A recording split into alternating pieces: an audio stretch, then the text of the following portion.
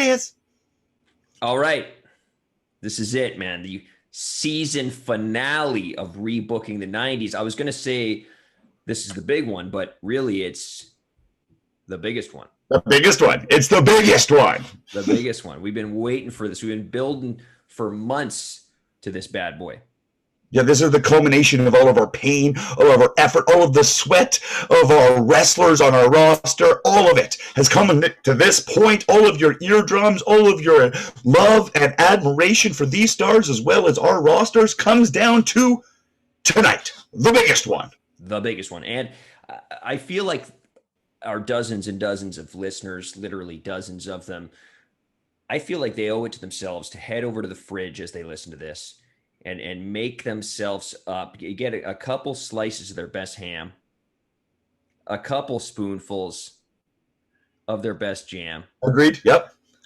And sit down to a nice Ross Hart Presents Hammer and Jammer sandwich. Oh man, the Hammer and Jammer, that's a great name for a show. Hammer and Jammer. That sounds like a tag team in WCW in 1991 or something.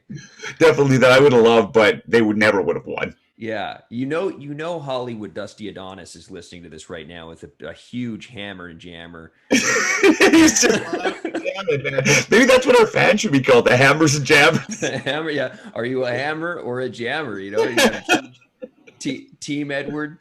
I feel like Derek Cross has the world record for eating the most hammers and jammers. Oh, for sure he does. For sure. He was doing it before it was cool, you know? Exactly, yeah. He was teaching Ross how to make those sandwiches. Definitely, yeah. One final question before you get started, because you're up first for this big finale. What if you were out of ham, and maybe in the deep in the back of your pantry you had a can of Spam?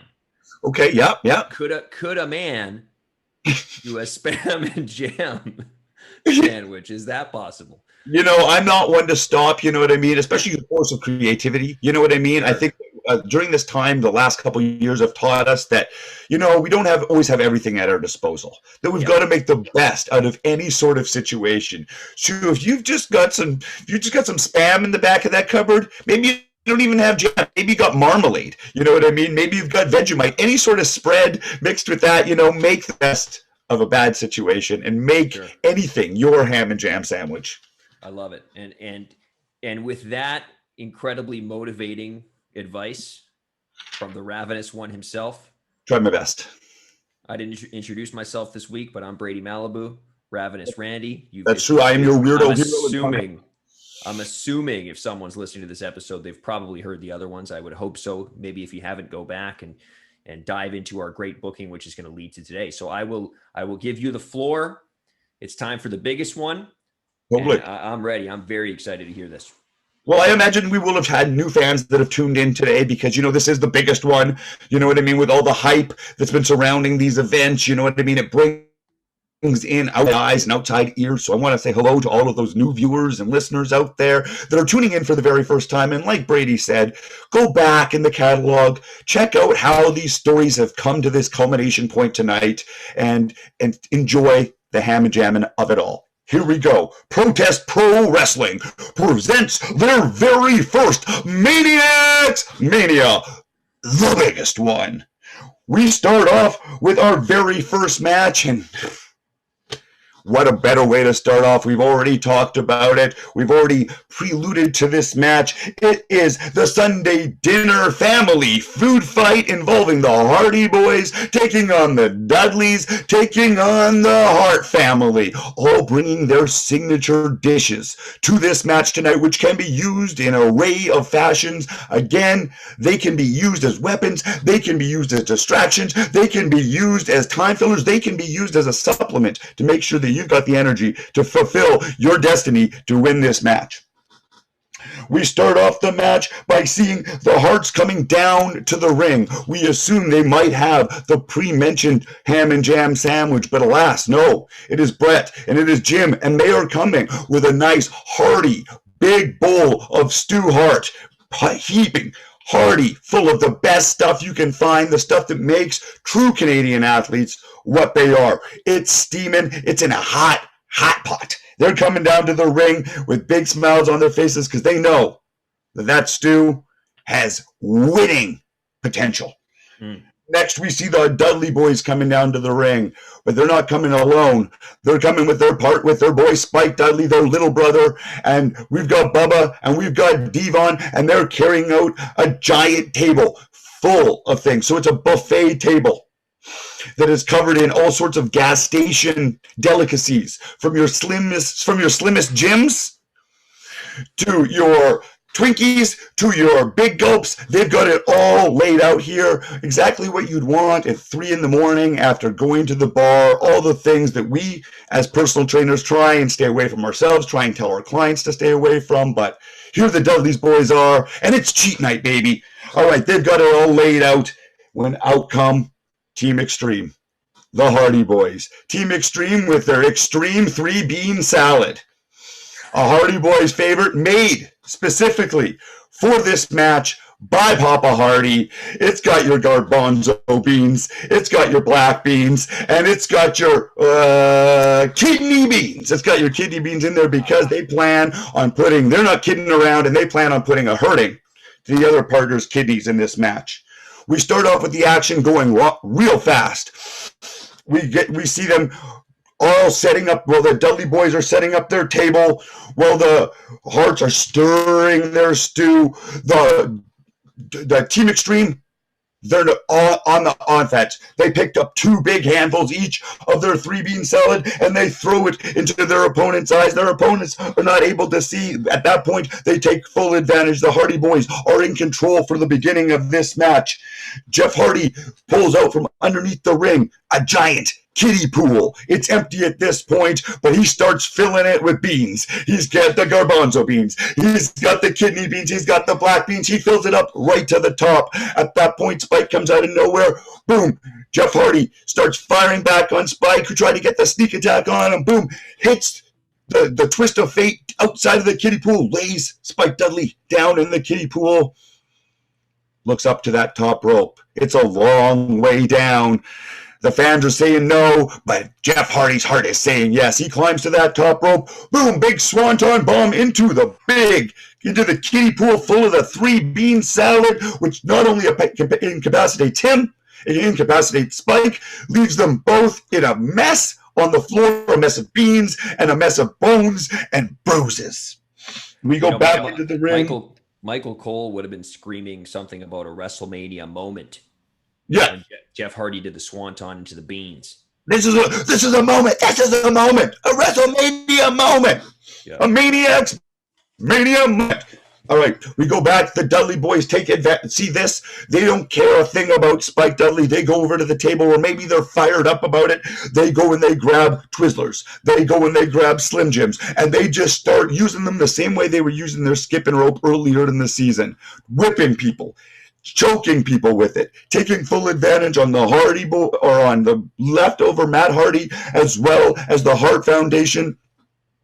Matt Hardy sees none of this, sees his chances dwindling, and we already know that maybe he has an affiliation with another tag team who is coming up later tonight, and he's going to leave right now. He scurries his way out of there. He sees no way of him winning. He doesn't have his brother, but he knows that his other tag team might have a chance tonight, so he wants to leave with a little bit left in the gas tank. At this point, the Dudleys have full control of the match. Devon is going up to the top rope. They're going for that what's up onto Jim Neidhart. Out of nowhere, from underneath of the ring, becomes our savior, the Hart savior, Ross Hart. And he's not coming alone, my friend. He's got in his hand a ham and jam sandwich. At that moment, right when Devon goes for that, boom, ham and jam sandwich right in his mouth. He gets pushed off to the floor. At that point, Bubba Ray is distracted by that, turns around. Bret Hart's able to lock in that sharpshooter. Boom, it looks like Bubba's going to give up. But no, Bubba's got tenacity. He's been fighting this whole season. He knows that this is the culmination of their match and their feud, and he needs to win this, so he doesn't give up. Slowly crawling towards the rope. When there it is, the ham and jam sandwich on the ground. Ross shoves it into his mouth. Bubba Ray can handle no more. Bubba Ray can't handle it. It's his least favorite jam, and He taps out. He taps out Bret Hart and Jim Neidhart and Ross Hart now holding up the ham and jam sandwich. Now there's no more dissension in the family. There's no more wondering about what the family meal is. The ham and jam sandwich will now go down in victory. Nothing can stop the sharpshooter when mixed with the ham and jam. Wow. Is Owen with them? At this point, Owen comes out to celebrate with everybody. Okay. They're opening up a giant champagne bottle, but again, it's not champagne. It is, of course, like shredded pork, and not delicious, but it is very celebratory, and it represents this feud quite well. Champagne bottle full of shredded pork. Okay. Yeah. Great. That old chestnut. That old thing. Yeah. All right. We go into our second match, another feud that's been culminating since the beginning, another specialty match, as it were, another match that maybe hasn't been seen anywhere else. This is the hat on a pole match. We've got Abe Lincoln versus Buff Bagwell for that coveted top hat that means so much to both of them. It means Buff Bagwell's mojo. It means honesty and truth and being a good person to Abe Lincoln. They go at it, and of course, just like you expect this match to be, it's a technical classic. I want you to think along the lines of Macho Man and Ricky the Dragon Steamboat moves. They've both been training for this like they've never trained before. We're seeing arm drags. We're seeing counters after counter after counter. We're seeing just the tenacity of both of these men and what it really means to have that hat. At that point, we see Buff start taking control because he is the stuff, and he looks like he could reach up to that top hat. The top hat is above the top rope. He's going to climb to the top rope. He sees Abe Lincoln selling around. Buff Bagwell gets a little greedy. He thinks, I could add a little insult to injury by hitting my patented Buff Bagwell blockbuster off the top rope. He goes for that big blockbuster, but Abe Lincoln's able to move out of the way and slowly climb up where he's able to place that top hat upon his head once again like Frosty did in the children's song when we were young. And everyone knows it's back where it belongs. The smile is back on Abe Lincoln's face. Truth is finally, laid where it needs to be laid. And the hat has gone back to its rightful owner after having its own set of beans in it, after being spray painted and disrespected so many times. Now, one of the most important people in American history, Abe Lincoln can go back to the penny with his top hat, even though he's not wearing it on the penny. I love it. A happy ending for Abe Lincoln. Of course, as it should be, you know what I mean? Beautiful, beautiful. We go into our third match here. A little bit of a theme. We've been paying it. These are payoff matches tonight. We've got our tag team match. It's for the tag team championships. We've got the Flat Earthers versus our two favorite entrepreneurs inside of the hot sauce business, Kane and the Big Show. Kane and the Big Show make their way down to the ring. They are obviously much larger than the Flat Earthers. The Flat Earthers are no match for Kane and the Big Show. Kane and the Big Show are throwing them all around from pillar to post, throwing them into the turnbuckle, hitting big clotheslines, hitting some beautiful athletic double team moves that we would never expect to see from such big men. We're seeing flying head scissors from Kane. You read it. You were seeing Canadian destroyers from the Giant. We're seeing all of the most wild tarantulas, octopus holds. We're seeing the true technique of these two. Between the two of them have 70 years of wrestling experience, I'll say. I don't think that's true, but I'll say yes. Lots of time in the ring. It's like the hot sauce was sort of like, it's like Abe Lincoln gets the power from the hat. It's like these guys are getting some extra power from the hot sauce. Exactly. I was going to say, too, is like, Kane and the Big Show are obviously towering dudes, the kind of guys that could throw anybody around. But if there's two guys that I would put money on to stand up in a fight against Kane and the Big Show, it's Bob Holly and Arn Anderson. For sure. Yeah, we're talking like, real tough dudes. For sure, they really are. They're both like that kind of, like I've said it before, like that gym teacher tough. Yeah. You know what I mean? Both of their hands are like the side, like as thick as a Bible. You know what I mean? These guys are going to the bar after the show and drinking like 15 pints and driving home in their pickup truck. 100%. And hitting their wives. Sadly, yes. No, not these two in particular, but their type of person, per se. That type. That's what I mean. Yeah, I don't want to make any false accusations in your No. world. I'm just saying those types of guys, unfortunately. Yeah, That's why they're the heels. Yeah. So at this point, though, exactly, they want to live to fight another day. These are two tough men, but they know when they've bit off more than they can chew. They start to take a powder to the back when in from behind becomes their lackey. Matt Hardy, he comes in and levels Kane over the head with a giant globe, leaving it on top of his head, just kind of there.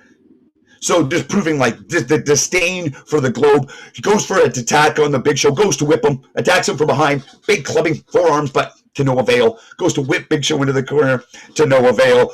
Big Show just big choke slam on Matt Hardy, but at that point, the two others, with Kane disabilitated, Arn Anderson and Bob Holly slide into the ring, and they start laying the beats to the Big Show. The Giant whip him off.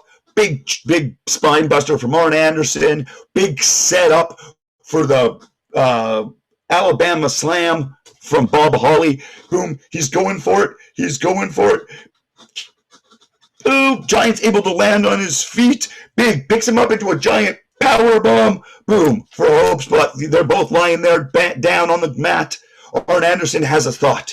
He goes into the underneath the ring, and he pulls out some hot sauce of his own. It is Kane and Big Show brand TM hot sauce. And he sees Kane coming up, finally pulling the globe off his head, throws the hot sauce in his face, but this is Kane. This is a man who's crawled through fire. This is a man who's built on fire. This is a man who has hot sauce dripping through his blood. He just inhales that hot sauce and does that head flip like a serial killer. And he just, boom, big clothesline onto Arn Anderson. Picks up Arn Anderson. At this point, Bob Holly's coming in, sees Bob Holly, grabs Bob Holly for a choke slam. At the same time, he's got Arn Anderson in the tombstone. Picks him up, tombstone and a choke slam at the same time. Big Show's able to slide over for the 3 count. 1, 2, 3, and the heavens rained with hot sauce with our new tag team champions. That's incredible. So the hot sauce is coming down from the ceiling? Yeah. Wow. Fans are kind of happy. I was just gonna say, is the Big Show still wearing the globe on his head? Yeah, a little bit. Like, I mean, there's part of it, you know what I mean? It's more like a beret at this point. That's awesome. Like slightly off to the side. Has Bob Holly ever spent some time in the kitchen cooking up an Alabama Slamma ham and jamma? That sounds delicious. I have the old WWE cookbook over here. I don't know. I haven't checked recently, but that very well could be in it. Have you ever made anything from the WWE cookbook? No, I don't think anyone ever has. Sounds fucking awful. Yeah, I'm sure maybe Jim Ross did one time, you know what I mean? Had everyone over and made like some sort of like slobber knocker barbecue. I don't know, but like nobody, no. Oh boy. But you know, that's going to be worth something someday, I'm sure. Yeah. All right, where's this match? Boom, boom, boom, boom, boom, boom. Okay, yeah, we go into our next match, which is Raven versus Roddy Piper. Oh yeah. Yeah, the one that you've been waiting for, my friend. This match isn't just a normal match.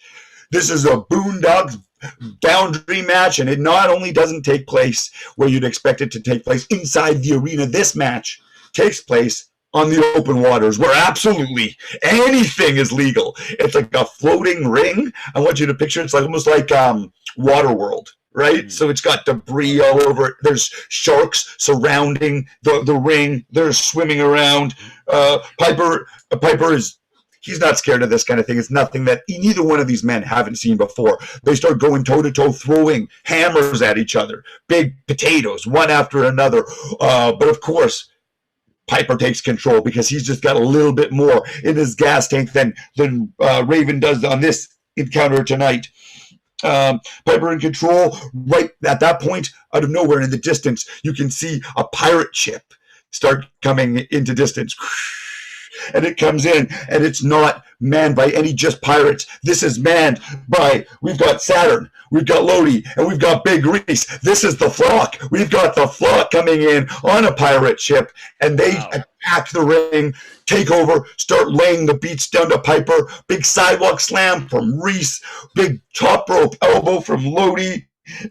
Saturn locks in the rings of Saturn, starts spinning his head like in the video game, like, so you know it means business, right?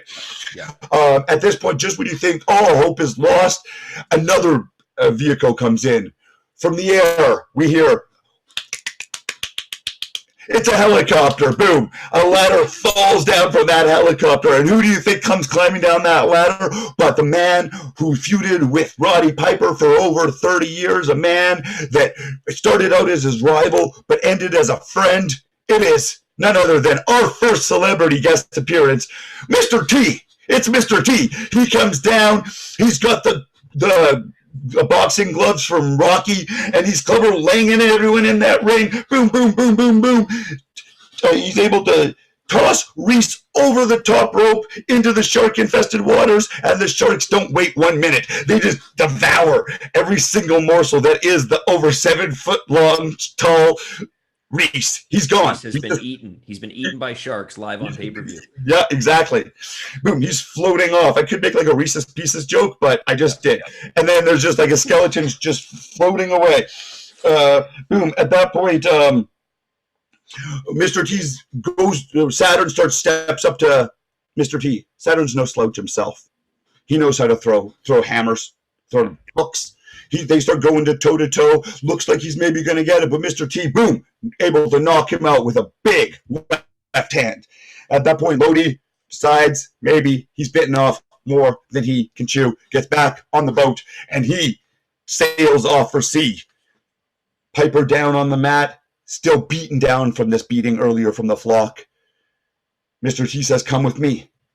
Climb the ladder. Let's get out of here. Piper says, no. I've got unfinished business here. He tells Mr. T he's going to do this on his own. Mr. T goes off, shaking his head, says wants Piper with him, but knows Piper needs this integrity. Piper goes to pick up both men beaten, goes to pick up Raven. Raven hits a big low blow on Piper and takes Piper over to the edge of the apron and starts shoving Piper's head down deep into the water, starts to try and drown Piper. We see the bubbles coming up, and then all of a sudden, the bubbles stop.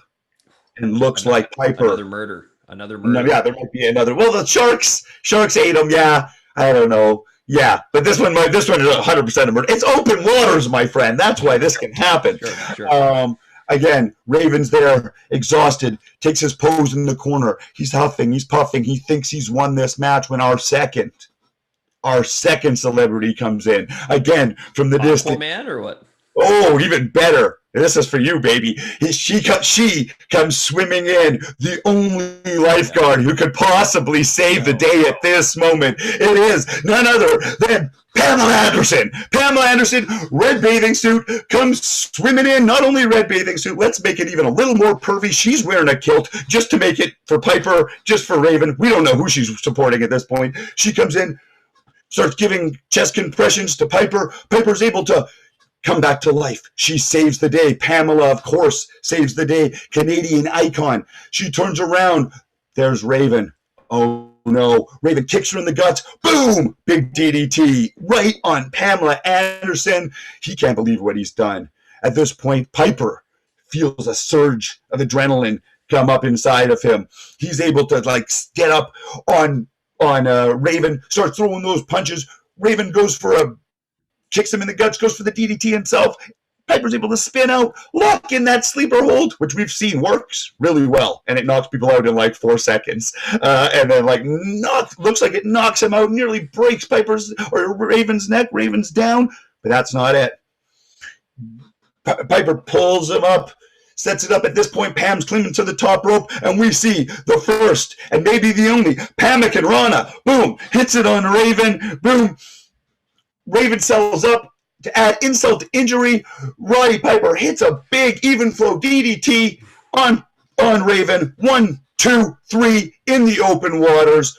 That is it. We finally have the culmination of this feud for season 2. We will have one ruler, and that would be Roddy Piper. Wow. And I was going to say, I don't remember you drafting Saturn and Lodi and Reese, but I guess this is international waters, so I can't There's Yeah. no laws, so I can't say anything about it. Yeah, there's no laws even in the fantasy league in international waters. Yeah, or we'll feed you the international water sharks. Yeah, you could literally be fed to the sharks and murdered, and we can't do anything about it, even though it's broadcast live on pay-per-view. Exactly. Yeah. Exactly. Well, it's like, like it was an underground tape. It was like the Faces of Death series or something like that. You know what I mean? Like you have to be given the link from a friend. Right. It's on the dark web or something, yeah. Exactly, yeah. All right, so then we're going to go into our mid-card Masters match. We have Bull Nakano and Luther, who have made friends at the end of in their match last time, taking on China. Bull and Luther come out looking far too friendly, but they're trying to work together. But China's still dominant over the two of them, able to gain control when out of nowhere Rick Rude's music hits, comes strutting out to the ring. He's got China's face on his crotch and he's grinding like you've never seen him grind before. They come out to the ring. China tries not to be distracted. She starts losing control of the match. She whips off she gets attacked from behind. Bull Nakano whips her off the rope.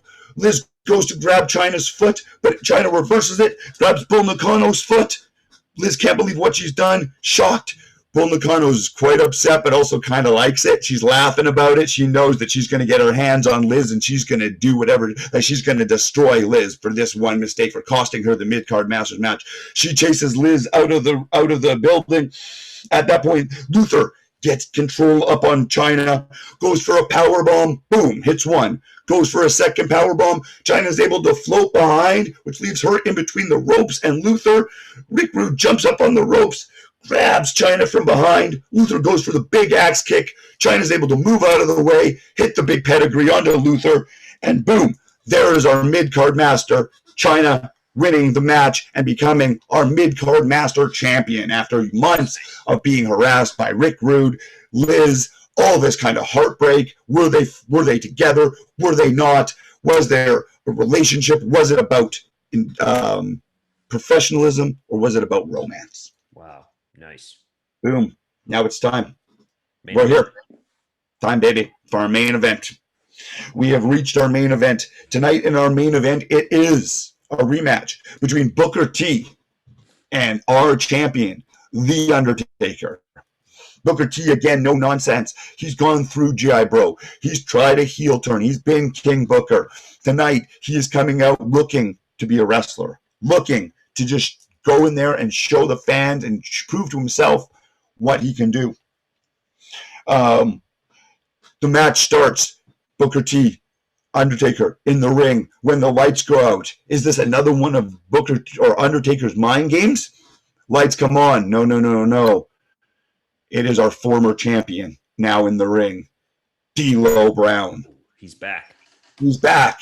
The screen comes on. It is Roddy Piper with his first decree as our one lone ruler of this promotion. And he says that this match is now, it's a three-way, baby. In our main event, it's Booker T versus Undertaker versus our former champion in D'Lo Brown. And is Roddy still out on the water? Oh, yeah, it's him and Pam. At this point, they're drinking like a mimosa, and they're just like kind of sitting back. Piper's got the They Live sunglasses on. Yeah, that looks pretty great, actually. Yeah, great. Yeah. He's also in like the red. He's in the David Hasselhoff gear at this point, too. Yeah. Roddy should have like replaced Hasselhoff like partially through Baywatch or something. That would have been so. That would have been really like they should have just never explained it. Like just exactly. Yeah. Roddy is playing David Hasselhoff's character. Yeah, Roddy as David Hasselhoff. Yeah. I love that. I would watch that. We just need to go back and deep fake all the episodes now, just with Piper over top of Hasselhoff. Yeah. Okay, so we've got D'Lo, of course. Taker's shocked. Booker T's shocked. The last time they saw this man, he was in a hospital bed. Now he's able to use that to take control. He hits a sky high on Booker T, hits a big spinning kick on Undertaker, but Undertaker no sells it and sits right up. At this point, D'Lo Brown knows that his supernatural powers have maybe been matched with The Undertaker's supernatural powers, when out of nowhere the ring is hit by a lightning bolt, which is being controlled by The Undertaker, leaving D'Lo Brown again in that state of catatosis. Yes, there we go. Look at that. I said it. At this point, Undertaker summons to the back, calls out a pack, his druids. The druids all come out to take D'Lo off. But one by one, as the druids come out and have surrounded the ring, they reveal themselves to be none other than D'Lo Brown's delightful family, which was there supporting him over the last couple of weeks in the hospital. And they are there to support D'Lo Brown one more time. They all come into the ring, and then think of it like zombies, but also think of it as like angry mommy zombies. So they're like really mad that you hurt their child. So they're all on Undertaker, and they're pulling him deep underneath the ring, and Undertaker's fighting it as best that he can, but he can't help the power of the druid and the power of the mother's love. You know, it's like when a mother lifts a car off of her baby or whatever, right? That's the power of all of these druids. It's the power of the love, the power of the family, pulling Undertaker down underneath the ring where he once pulled D'Lo Brown. D'Lo Brown sees this. He knows he's in control. He's on top of it. He sees Booker T down. He goes for the big frog splash. Booker T's able to roll in. Boom. Hits him with a big axe kick. Boom. Goes to the top rope. And there's our Harlem Hangover. And despite D'Lo Brown's supernatural powers, despite Undertaker's getting in Booker T's head, Booker T with the 1, the 2, and the 3, ending our pay-per-view as our Protest Pro Wrestling Champion. D'Lo Brown gets up. They start talking trash to each other's face. D'Lo raises Booker T's hand. Booker T can't believe it, looking at the fans, looks back at D'Lo, and D'Lo has disappeared. Boom. Yes. Where did D'Lo go? Who knows? Who knows? He is now. That's all he wanted to do. He was like a guiding force for Booker, trying to get Booker T to where he needed to be. Think of him as your Obi-Wan Kenobi. Think of him as your Force vision. So he was able to bring Booker T to our championship match, not only lead him to victory, but also test him in that last moment, and then see that Booker T was pure and in the right person to hold the Protest Pro Rest World Championship. And that is the biggest one. I love it. That's incredible. That's the biggest one, baby. I love the Obi-Wan Kenobi Force Ghost D'Lo Brown. It's incredible. That was an awesome storyline. That was a lot of fun. Thanks, buddy. That was great, man. Funny, I got a couple little things that you'll see that were in your main event that might happen in one of my matches. Now I can tell you there's no Force Ghosts though. Okay, yeah. But just a couple little things. That was awesome, man. That was a ton of fun. Really fun Thanks, to see all your storylines unfold and come to a head. And nice big babyface finish. Booker T holding that title high. Of course, yeah. Why would we want to send the fans home unhappy? You know what I mean? Let's send them home with a smile. We want them back for next season. I like it. Okay, here we go. Here we go. It's Worlds Collide. We got a quick little pre-show. So we start out with a video package that's recapping the last few months of storylines leading to this big pay-per-view. We enter the arena, and pyro goes off for a straight hour. It's a full hour of you're just watching it on the TV. So the pre-show is like an hour and 10 minutes. Perfect. And the first hour is all pyro. I love that. I love the idea of watching fireworks on television. There's nothing more exciting. And like fireworks like in an arena, like not outside. Like very limited fireworks. So Tony Schiavone, Don Callis, Sonny, they welcome us to the show. They run down the card, and we got a big pre-show match right now. And the first of our celebrity appearances as well. Snoop D-O-double-G. Wow. Makes his way out to the ring. He's rapping Nothing But a G Thing, which I will not try to mimic.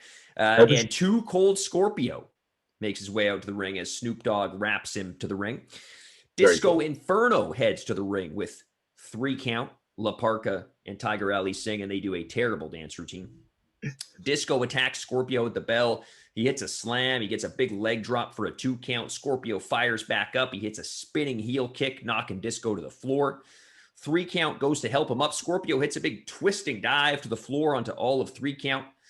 Scorpio, he throws Disco back in the ring. He hits a scissor kick to the back of the head. He pulls Disco in the corner, goes up top. 450 splash. Boom. For the 1, 2, 3. Nice. Tiger Ali, Singh, and La Parka, they jump in the ring and they attack Scorpio. Boom, boom, boom. Disco gets up. They all just start stomping Scorpio. La Parka, he grabs the chair. He lifts it over his head to hit Scorpio, but Snoop Dogg grabs the chair from behind. La Parka spins around and Snoop Dogg cracks La Parka over the head with the steel chair. He didn't get his hands up. He just cracked him right over the head. Tiger Ali comes in, cracks him over the head with the steel chair. Disco Inferno powders out. He runs up the aisle. He's cowering away. Snoop Dogg helps Scorpio up, and they celebrate dancing together in the ring. And we cut to the pay-per-view broadcast. Fantastic. Snoop Dogg's on the pre-show. Snoop Dogg's on the pre-show. That's going to bring the very exciting. How do you follow that? We're going to follow that with our first opener, our opening match for the big pay-per-view, and it's the Intercontinental title. Ric Flair's music hits. He comes out. He's got a massive robe on. It's a white robe.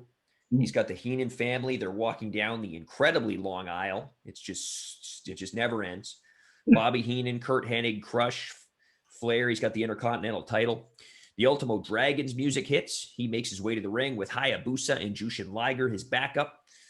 Ultimo and Ric Flair, they stare each other down and finally lock up to start the match. They have a technical encounter back and forth. Ultimo goes for an Asai moonsault in the ring, but Flair moves out of the way and Ultimo tweaks his knee on the landing. Flair, of course, just takes advantage. He chop blocks the leg. He starts working over the knee.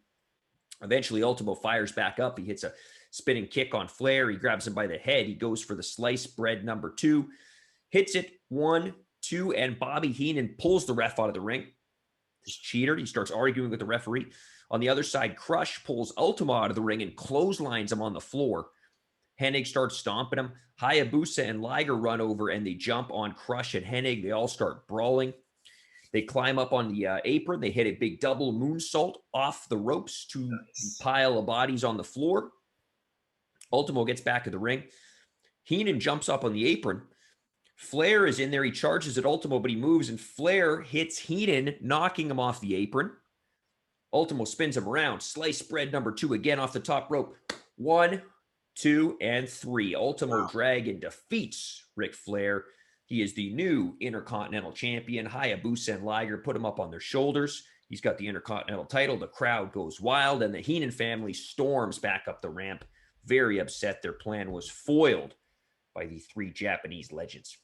Wow. And what a journey you've taken Ultimo Dragon on. You know what I mean? He's been like beaten down by Bam Bam Bigelow. He's had his feuds. He's had shown injuries on his knee and stuff like that in the past. And now, overcome all those kind of obstacles to become our Intercontinental Champion. And to beat Ric Flair, not like, it's no slouch. That's no slouch. A couple of legends in the ring. 30th player in the game. That's great. A couple legends, and Ultimo adds another title to his long list of championships he's held. Oh, yeah, definitely. We cut back to the parking lot, and it's our second match. It's our Hollywood back lot brawl out in the parking lot. Goldust and TL Hopper, they pull up. They're in a gold-painted 1970 Chrysler LeBaron. Goldust gets out. He's got a gold-painted baseball bat, and TL has a gold-plated toilet seat. DiBiase and IRS, they pull up in a stretch limousine. They get out. The 2 teams just start brawling in the parking lot here.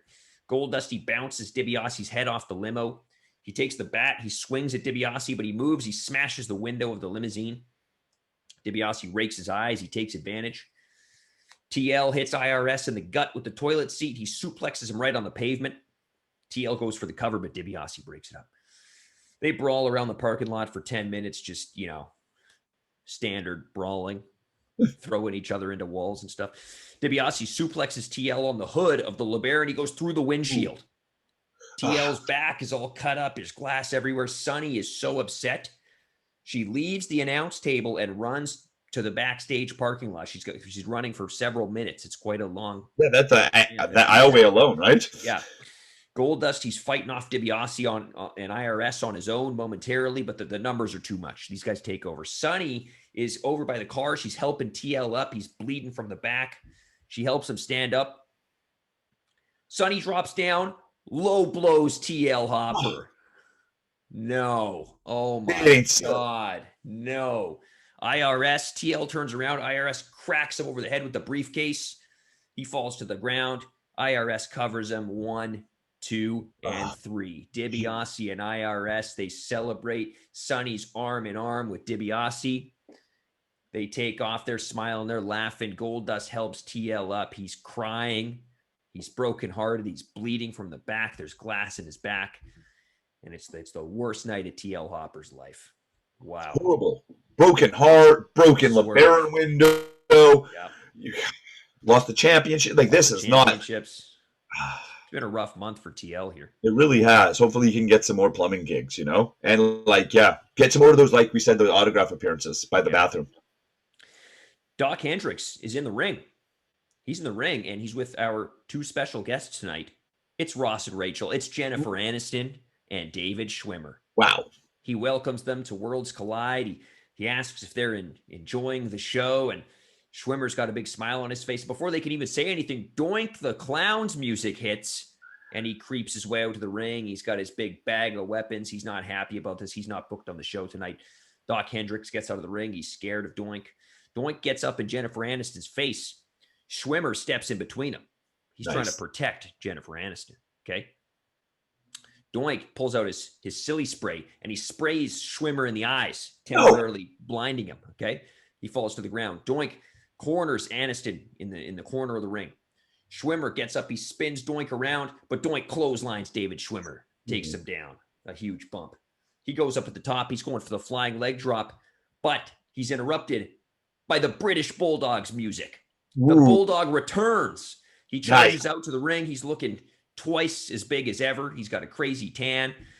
He comes out. Doink comes down from the rope, and he gets clotheslined by the Bulldog. He lifts him up on his shoulder, running power slam. Doink powders out of the ring. The Bulldog helps up Schwimmer and Aniston, and he raises their hands to celebrate as the crowd goes wild. The British Bulldog has returned at Worlds Collide. And made the save for 2 of the 90s most important cultural icons. Iconic.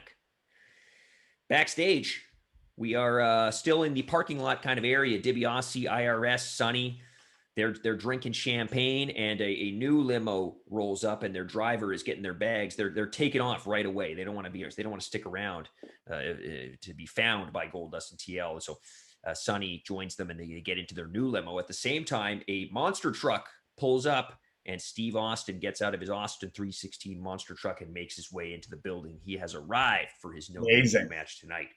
Again, using that automotive budget quite well. Not 1, but 2 stretch limos. I appreciate that. Yep.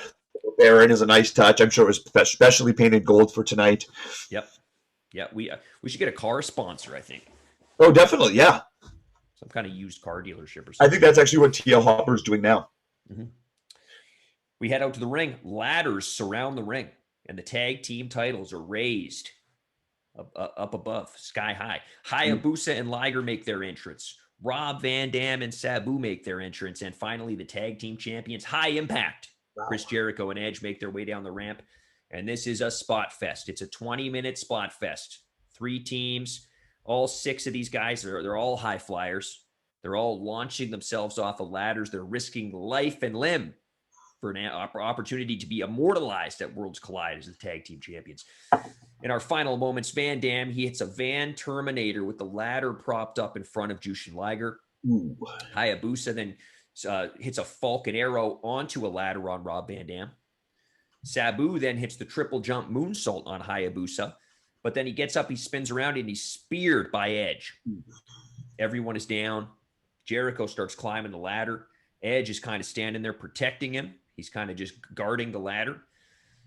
But out of nowhere, Van Dam springboards off the top rope, spinning heel kick on Edge from the side, knocking Edge backwards. He knocks into the ladder. He knocks Jericho off the ladder. Edge comes back, clotheslines Van Dam. He starts climbing the ladder himself. Edge is about to grab the belt when suddenly Sabu throws a chair at his head, knocking him off. He falls off the ladder, kind of on top of Jericho. Van Dam and Sabu climb up the ladder together, grab the tag team titles. Rob Van Dam and Sabu, the high flyers, they celebrate on top of the ladder with the tag team titles. A huge victory, huge victory. Meanwhile, at ringside, Jericho is getting up. Jericho is getting in Edge's face. He's yelling at Edge. And Edge says, it wasn't my fault. Van Dam kicked me. Edge just kind of shoves Jericho out of the way, and Jericho kicks Edge in the nuts. Edge falls over on the floor. Jericho locks on the walls of Jericho on the floor. Officials run out. They're trying to break it up, and he lets him go, and he charges angrily to the back. A moment of rage from Chris Jericho as he lost the tag team titles. It wasn't Edge's fault, but Jericho thought it was. And now he's turned on his partner Edge.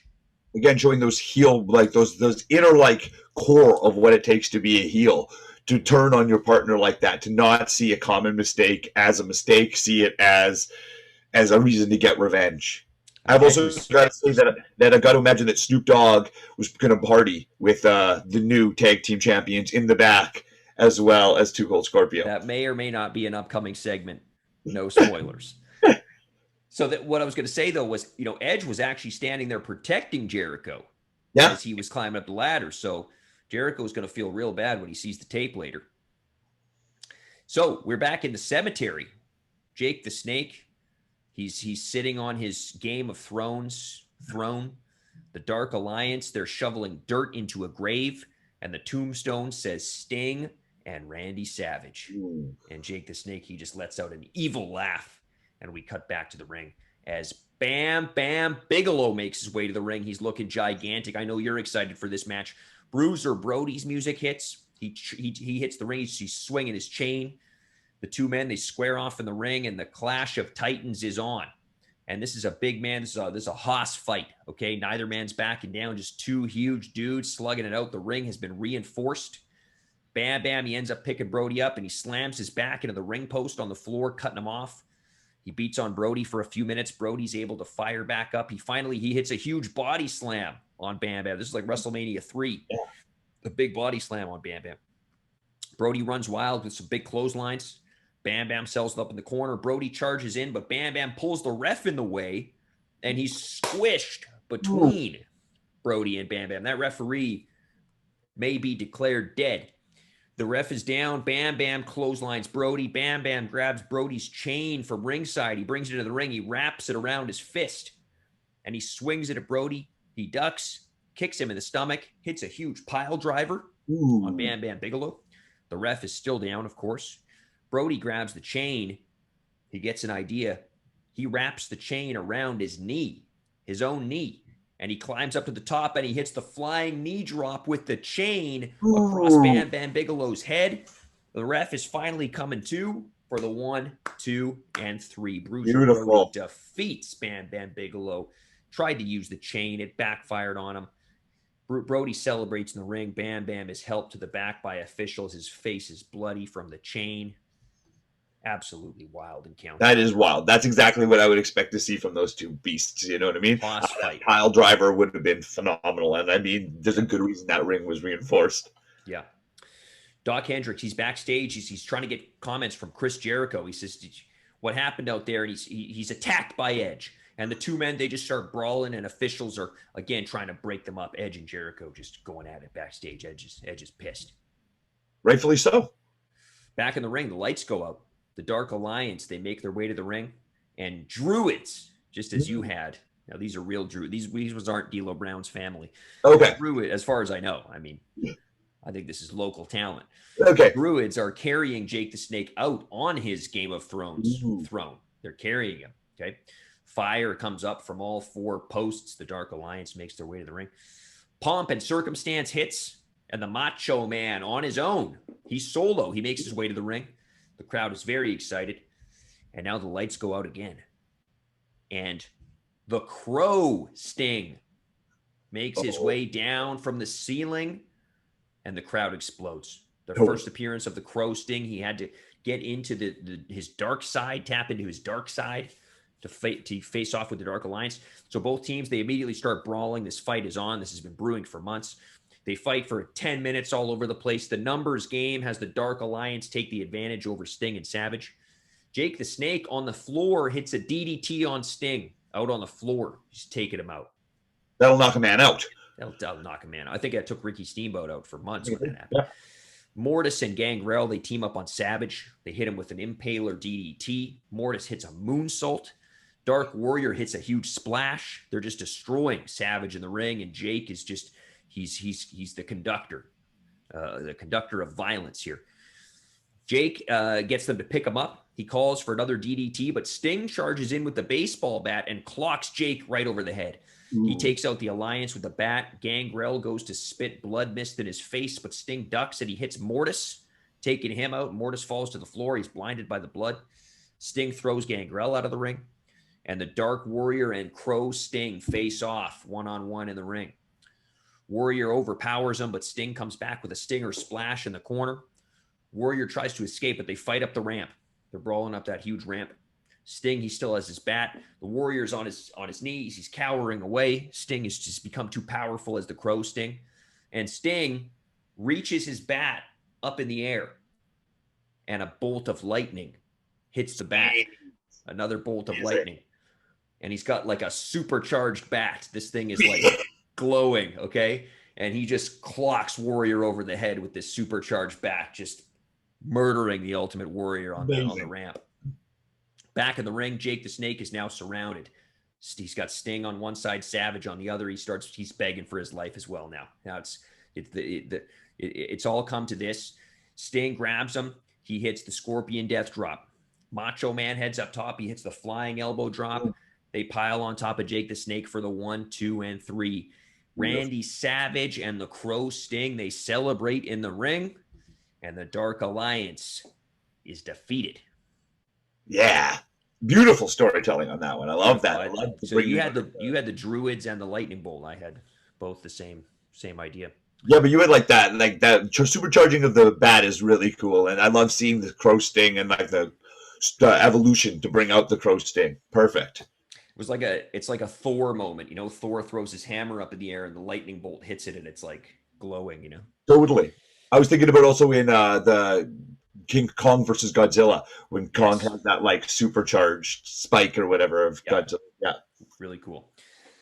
Backstage, and as predicted, we're in the High Flyers locker room. We can barely see due to all the smoke, and Snoop Dogg is partying with Too Cold Scorpio and the new tag team champions, Rob Van Dam and Sabu. Of course, all members of the High Flyers winning their matches tonight. And they're passing around a gigantic doobie. It's just huge. Okay, we go back to the ring. Brian Pillman's music hits. The loose cannon. He makes his way to the ring. He's got his fists taped up. He's got his cane with him. And the glass breaks, and Stone Cold Steve Austin heads to the ring to a huge applause. And Austin just slides right in, and they start going at it. And it's a slugfest. We've been waiting for this since day one. Austin, he's stomping a mud hole in Pillman in the corner. Pillman slides out of the ring. Austin comes out. He clotheslines him over the barricade, and these guys brawl through the crowd, and it's a huge crowd. It's the biggest crowd of all. It's the biggest crowd of all time. You know, they had 150,000 in North Korea for that WCW show. There's 200,000 at this show. Wow. With a ramp like that, and with the pyro like that, and with an auto budget, I mean, come on, you've got to have a good amount of fans paying paying for those. It's like Woodstock out here. Austin, they're fighting through the crowd. The camera can barely stay on them. They're hitting each other with chairs and bottles and garbage. They make their way through the crowd near the ring entrance. There's 2 huge steel beams set up with all the camera equipment and lighting and stuff. Pillman throws Austin head first into the beam, busts him open. There's a table with some cables and TV stuff on it, production table. Pillman throws Austin onto the table. He climbs up the structure. Pillman's 25 feet up. He dives off the structure onto Austin through the table with a flying elbow drop. Both men are down. The officials are checking on them. This is it's twice as high as Shane McMahon ever jumped. Maybe it's 75 feet. I don't know. Jeez, 75. 100. Gotta be high. It's high. They eventually both get up. They start fighting their way back to the ring on the ramp now. Austin throws Pillman head first into the ring post. Pillman's busted open. They're both just gushing blood. It's a bloody brawl in the ring. The canvas is completely red. Pillman swings his cane. Austin ducks. He hits a stunner. 1, 2, and Pillman kicks out. Pillman has kicked out of the stunner. No one's ever kicked out of the stunner. Austin, he can't believe it. Austin grabs a chair. He just starts pummeling Pillman just 15 times in the back with the chair. And Pillman begs him to stop. Austin does. He looks at the chair, and he throws the chair aside. He's giving some mercy to Pillman here. And Pillman reaches out his hand, and Austin shakes his hand. He's helping him up. He's kind of patting him on the back. And then Austin throws the double middle fingers at him. Kick in the stomach. Stunner. 1, 2, and 3. Austin defeats Pillman in an absolute bloodbath. Austin celebrates. He's got beers. He's drinking beers. He's pouring beers all over Pillman. And the crowd's just losing their minds. That's poetry, man. That's how it's meant to be. Wow. And it's time for our main event. Ooh. Doc Hendricks first quickly is backstage with the world champion Shawn Michaels. He's got the title over his shoulder, and Shawn says he loves this belt more than anything in the world. And tonight, Eddie is going to have to pry it from his cold, dead hands if he wants to take it from the showstopper. And back in the ring, Eddie Guerrero makes his way to the ring on a green lowrider. Nice. And more pyro goes off. Shawn Michaels, it's the last of our pyro budget. Shawn Michaels makes his way out of the ring with the world title over his shoulder. The ring announcer introduces them in the ring. This is the biggest match of all time. And the two have a back and forth dream technical encounter. It's 25 minutes. It's incredible. The crowd's going wild. Shawn goes for a super kick. Eddie ducks. He starts a big hot comeback with the Three Amigos suplexes. You know, Shawn stabbed Eddie in the eye. Yeah. So Eddie's got the eye patch.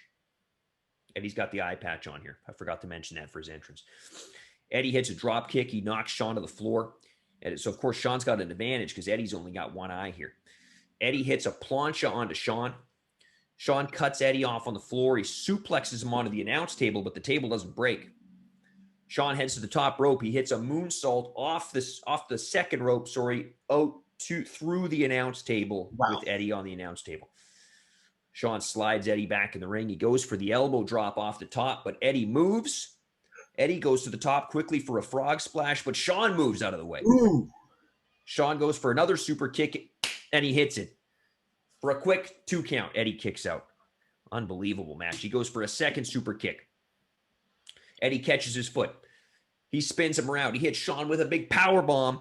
He climbs to the top, hits the frog splash, and it's a 1, 2, and 3. Eddie Guerrero completes his journey and becomes the world heavyweight champion. Eddie jumps into the crowd with the title.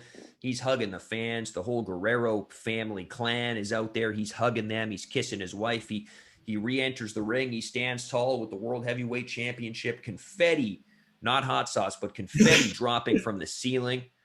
And we fade to black. Eddie completes his journey and becomes the world heavyweight champion over Shawn Michaels in a technical classic. And that is the end of Worlds Collide.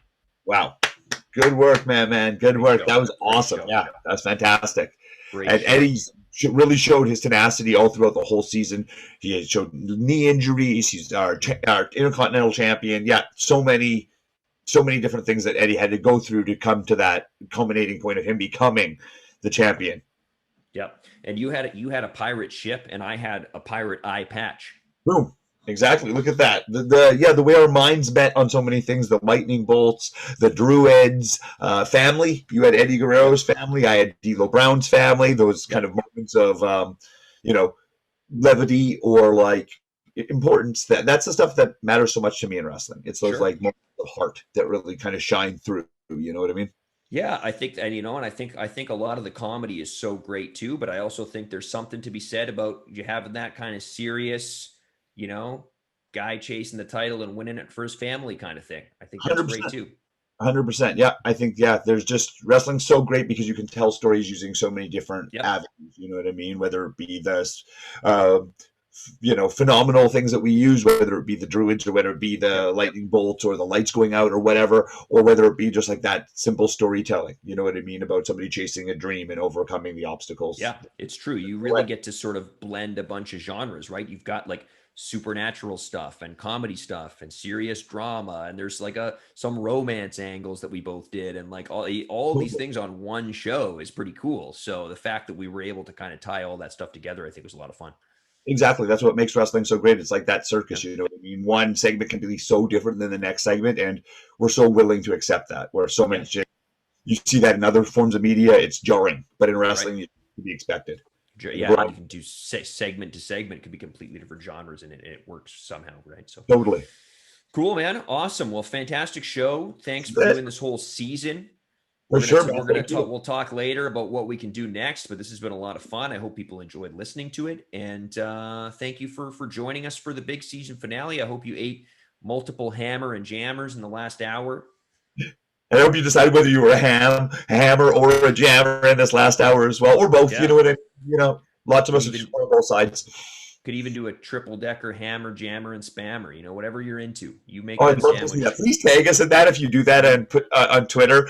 Tag both at Ravenous Randy and at Brady Malibu in Yep. that. 'Cause I want to see your ham and jam sculptures, your Mhm. creations. And tag Bob Holly just so he gets looped into this Twitter thread as well. Yeah, Luke, and also anything you find about the flat Earth being debunked, they both Arn Anderson and Bob Holly need to know that information, because who knows? It's a slippery slope. It's a slippery Yeah. slope. Awesome, man. Okay. Thank you for listening, everybody. See you later. Bye for